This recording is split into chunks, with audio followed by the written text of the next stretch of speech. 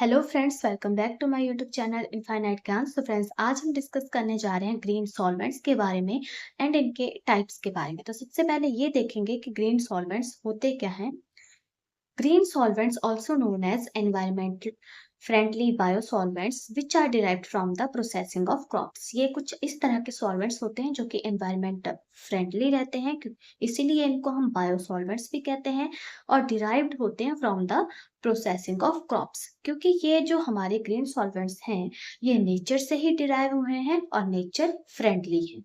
There are many types of green solvents. बहुत तरह के होते हैं green solvents like ionic liquids, super critical fluids, water and super critical water. These green solvents are way much eco-friendly, less toxic, less hazardous than traditional volatile organic compounds। ठीक है, तो जो हमारे पास volatile organic compounds हैं, जो जिनको हम traditionally use करते हैं, उनके मुकाबले हमारे पास ये जो ग्रीन सॉल्वेंट्स हैं, ये काफी ज्यादा बेनिफिशियल रहते हैं, इको फ्रेंडली, लेस टॉक्सिक और लेस हैजार्डस रहते हैं। अब इनमें कुछ टर्म्स हमने देखी, super critical fluids, super critical water, ये सब क्या है ये हम अभी डिस्कस करेंगे स्टेप बाय स्टेप।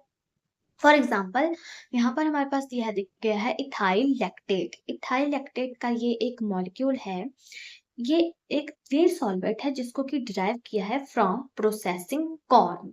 ठीक है, तो कॉर्न जो मक्की होती है उसको प्रोसेस करके हमारे पास में ये एक ग्रीन सॉल्वेंट हमारे पास आता है, that is ethyl lactate. Ethyl lactate is the ester of lactic acid. ये किस चीज का एस्टर है?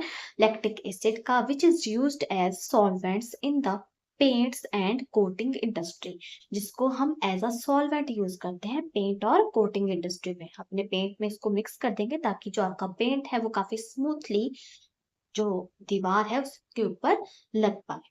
ठीक है, आगे देखते हैं types. Number one is super critical fluids. सबसे पहले आपको बताया गया है कि सुपर क्रिटिकल फ्लूइड्स होते क्या हैं।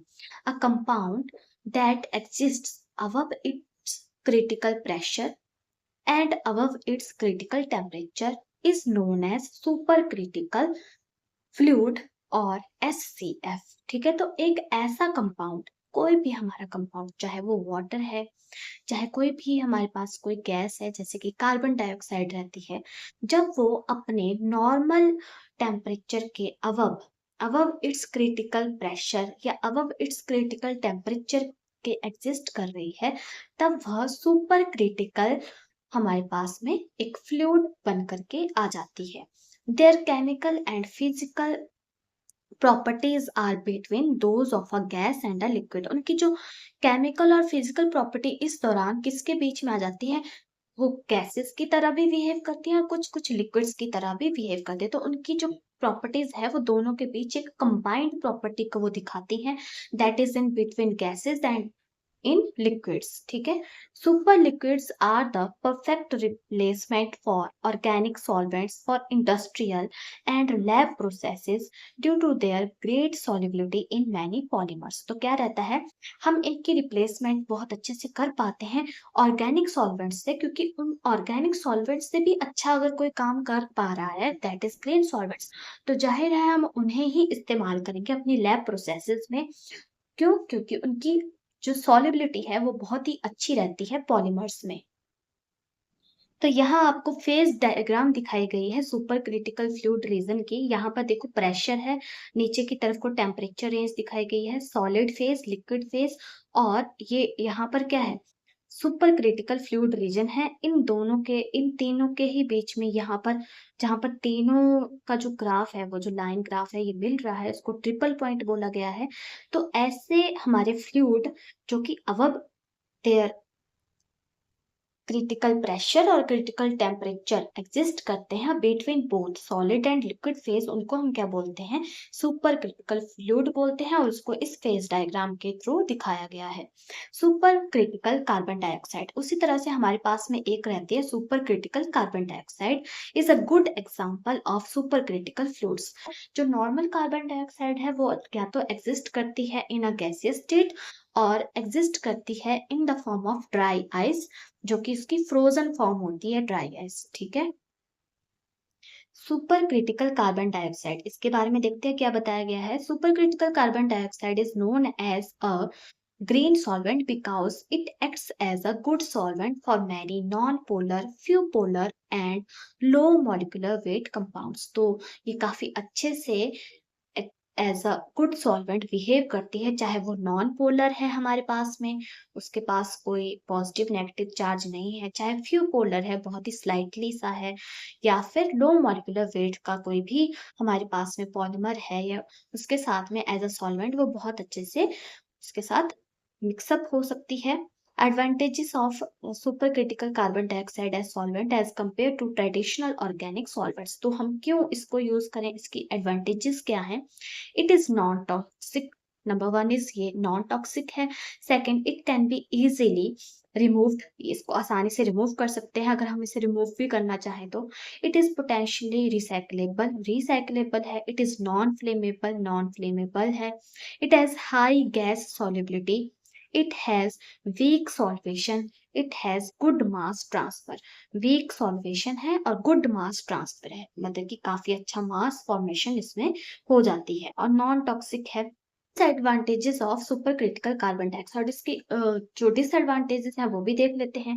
Relatively high pressure equipment, relatively poor solvent, possible heat transfer problems, reactive with powerful nucleophiles. तो क्या रहता है तो ये काफी अच्छा, लेकिन इसके कुछ डिसएडवांटेजेस भी हैं कि ये बहुत ही ज्यादा हाई प्रेशर इक्विपमेंट है, ठीक है। पुअर सॉल्वेंट है। क्यों है प्योर सॉल्वेंट, क्योंकि इसमें जो है हीट ट्रांसफर की प्रॉब्लम आ जाती है।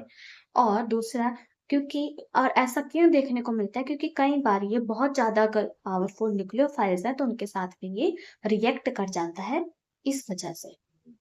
यहाँ पर हमारे पास में एप्लीकेशन दी गई है सुपर क्रिटिकल कार्बन डाइऑक्साइड की। Super critical carbon dioxide is widely used in polymerization, polymerization of fluorine and silicon. तो किसकी पॉलीमराइजेशन के लिए सबसे ज्यादा यूज करी जाती है, फ्लोरीन और सिलिकॉन की। Containing monomers are done in supercritical carbon dioxide as they are less soluble in organic solvents। क्योंकि ये जो है लेस soluble रहते हैं ऑर्गेनिक सॉल्वेंट्स में, इसीलिए इनकी जो पॉलीमराइजेशन है वो किस सॉल्वेंट में होती है, वो होती है सुपर क्रिटिकल कार्बन डाइऑक्साइड की प्रेजेंस में, जहां पर सुपर क्रिटिकल कार्बन डाइऑक्साइड हमारा क्या है, एक सॉल्वेंट है जो कि इस पॉलीमराइजेशन में हमारी मदद करेगा। तो हमारे पास यहाँ क्या बन करके आता है, fluorinated polyacrylate synthesis in super critical carbon dioxide. तो क्या किसकी सिंथेसिस कर रहे हैं हम, फ्लोरिनेटेड पॉलीएक्राइलेट की। तो हमारे पास में ये एक्राइलेट का एक मॉलिक्यूल है जो कि फ्लोरिनेटेड है, यहाँ पर देख रहे हैं आप फ्लोरीन अटैच है। तो in the presence of super critical carbon dioxide जो कि एक लिक्विड है, सॉल्वेंट है, AIBN की प्रेजेंस में पॉलीमर बन करके आया है जो कि है फ्लोरिनेटेड पॉलीएक्राइलेट। फ्री रेडिकल पॉलीमराइजेशन, जो हमारे पास फ्री रेडिकल पॉलीमराइजेशन है वो इसमें देखने को मिलती है, जिसमें हमने यूज करा है free radical such as AIBN of acrylate monomers containing perfluoro ponytails are also done in supercritical carbon dioxide। अब देखते हैं नेक्स्ट वाटर के लिए। Water is a great solvent for most of the organic reaction. Water भी काफी अच्छा हमारे पास में एक सॉल्वेंट है बहुत सी ऑर्गेनिक रिएक्शंस के लिए। इट इज कॉल्ड ग्रीन और यूनिवर्सल सॉल्वेंट, इसको ग्रीन सॉल्वेंट भी कहते हैं और यूनिवर्सल भी कहते हैं, because it is non toxic, easily available and has a high specific heat capacity. अब वाटर है तो हमें हर जगह अवेलेबल हो जाएगा आसानी से, तो इसीलिए इसको यूनिवर्सल कहा गया है। दूसरा, इसको नॉन टॉक्सिक और इजीली अवेलेबल कहा गया है, हमें आसानी से मिल जाता है। और हाई स्पेसिफिक हीट कैपेसिटी है इसकी, काफी अच्छी हीट को ये अपने अंदर ट्रैप करके रख सकता है। अब दूसरी तरफ हमने देखा कि उसमें हीट जो थी वो थोड़ी क्या हो जा रही थी, इकट्ठी हो जा रही थी, इस वजह से हमारा जो super critical carbon dioxide solvent है उसमें हीट ट्रांसफर की प्रॉब्लम्स आ रही थी, लेकिन इसकी हीट कैपेसिटी अच्छी है। There are synthesis and reactions which are carried out in the water like pericyclic reactions, reactions of radicals and multi-component reactions। ठीक है, तो this is an example of reduction reaction compare to high temperature water. तो एक तरह का reduction reaction का एक आपको दिया गया है एग्जांपल है। इसके एडवांटेजेस देख लेते हैं। Number 1 is water is non toxic as compare to other organic solvent. Water बिल्कुल ही नॉन टॉक्सिक है दूसरे ऑर्गेनिक सॉल्वेंट से। वाटर इज नॉन फ्लेमेबल है। Water is naturally occurring and easily available everywhere. Naturally occur करता है और हमारे को आसानी से कहीं भी मिल सकता है। Water has high specific heat capacity, which means exothermic reactions can be more safely controlled। क्योंकि इसमें जो इसकी जो ये खासियत है कि ये काफी सारी हीट को एंट्रैप करके रख सकता है, तो इस वजह से इसमें अगर बहुत ही ज्यादा एक्सोथर्मिक रिएक्शन भी अगर हम कर रहे हैं तो उसको ये सेफली कंट्रोल कर सकता है, ठीक है, उसके टेम्परेचर को। अब इसके डिसएडवांटेजेस देख लेते हैं। Number 1 is water should be pure before using it in chemical reaction, so distillation is costly and energy intensive। ठीक है, तो बोला गया है कि वाटर को हमें क्या कर रखना है, बिल्कुल प्योर फॉर्म में लेना है। कब? जब हम इसको किसी भी केमिकल रिएक्शन में यूज कर रहे हैं, ताकि जो डिस्टिलेशन, नहीं तो क्या होगा, डिस्टिलेशन जो होगी वो कॉस्टली होगी और एनर्जी इंटेंसिव होगी। नेक्स्ट है कंटामिनेटेड वेस्ट स्ट्रीम्स में बी डिफिकल्ट टू ट्रीट। जो कंटामिनेटेड जो वेस्ट स्ट्रीम्स होंगी उनको डिफिकल्ट होता है इससे ट्रीट करना। Water has high specific heat capacity which means it's difficult to heat और कूल रैपिडली। अब क्योंकि इसने इतनी सारी हीट को एंट्रैप करके रखा है तो इसको कूल करना भी काफी ज्यादा समय लगेगा इसको कूल करने में। Next is ionic liquids. An ionic liquid is a molten salt in liquid state और we can say salts whose melting point is below some arbitrary temperature like 100 degree Celsius is called ionic liquid। ठीक है, तो क्या बोला गया है कि ये हमारे किस तरह के लिक्विड्स हैं या मोल्टन स्टेट ऑफ सॉल्ट है। आप जानते हैं कि आयनिक कंपाउंड्स कैसे बनते हैं, जैसे कि सोडियम क्लोराइड है, तो वो क्या है, एक सॉल्ट है, तो इसीलिए कहा गया है कि एक मोल्टन सॉल्ट की एक फॉर्म होती है जो कि जिनका मेल्टिंग पॉइंट जो होता है वो बिलो आर्बिट्ररी टेम्परेचर रहता है, जैसे कि 100 degree Celsius is called ionic liquid. क्यों होता है ये भी आप लोग जानते हैं। आयनिक लिक्विड है poorly coordinated ions which make them liquid below 100 degree Celsius और इवन एट रूम टेम्परेचर। क्योंकि इनकी जो बॉन्डिंग रहती है वो कैसी रहती है, पुअरली कोऑर्डिनेट रहते हैं, ये उतनी अच्छी कोऑर्डिनेशन नहीं होती है इनमें, मतलब थोड़ा पुअरली कोऑर्डिनेट रहते हैं, इस वजह से ये 100 डिग्री सेल्सियस के नीचे ही क्या कर जाते हैं, लिक्विड बन जाते हैं और इवन एट रूम टेम्परेचर में भी ये एज अ लिक्विड बिहेव करते हैं। At least one ion has a delocalized charge and one component is organic which prevents the formation of a stable crystal lattice। तो क्या होता है इसमें कि एक delocalized charge रहता है और वन कंपोनेंट इसमें कैसा रहता है, ऑर्गेनिक, जो कि प्रिवेंट करता है formation of stable crystal lattice. अब स्टेबल क्रिस्टल लैटिस ना बन पाने की वजह से ही इनका जो लिक्विड जो ये बन जाते हैं, इनका जो लिक्विड स्टेट आ जाती है वो बहुत जल्दी आ जाती है, क्योंकि इनका जो क्रिस्टल लैटिस है वो उतना ज्यादा स्टेबल नहीं बन पाता, बनेट रहेगा, जो कि इस चीज को प्रिवेंट करेगा ताकि इनका काफी अच्छा क्रिस्टल लैटिस ना बन पाए। और इसकी मैं आपको कुछ एग्जांपल्स जो है इमेज के रूप में दिखाऊंगी अभी, तो आप देख लीजिए किस किस तरह के बनते हैं ये। अब नेक्स्ट देखते हैं properties of ionic liquids. They have low combustibility, highly thermally stable and have wide liquid range. तो कैसे होते हैं, बहुत जल्दी जलते नहीं है, हाईली थर्मल स्टेबिलिटी होती है क्योंकि अब जलेंगे नहीं तो थर्मली स्टेबल रहेंगे, और वाइड लिक्विड रीजन्स होते हैं। They have favourable solvating properties for many polar and non polar compounds.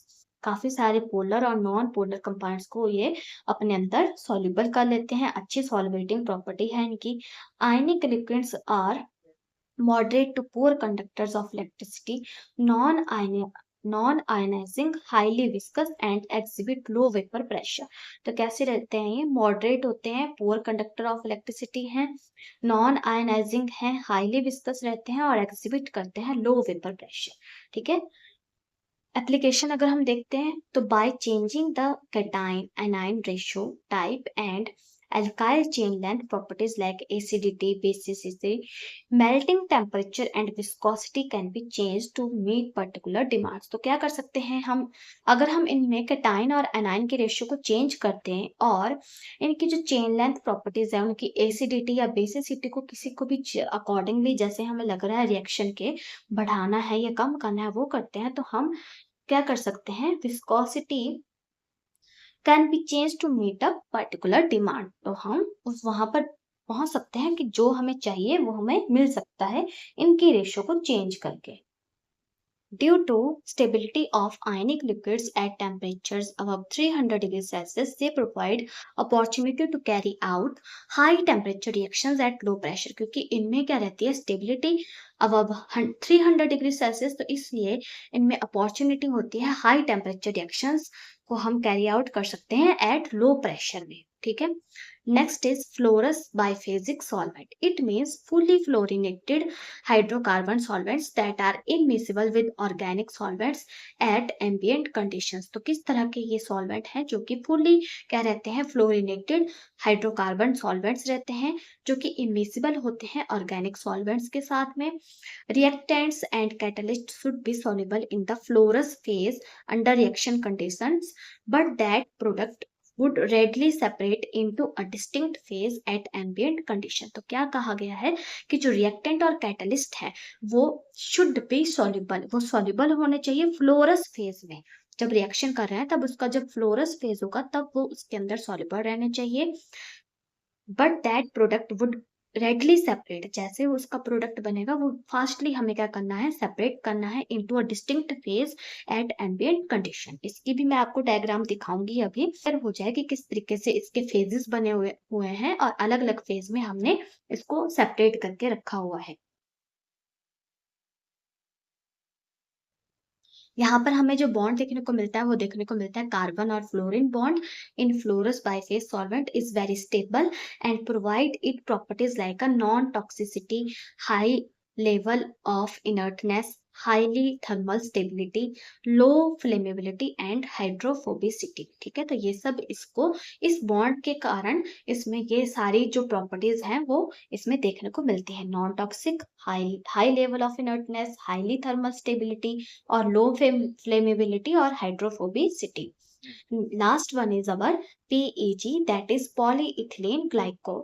polyethylene glycol is a specific type of green solvent। ये कैसा रहता है, इनएक्सपेंसिव है और specific type of green solvent है जो कि वेरियस केमिकल सिंथेसिस में हम यूज करते हैं।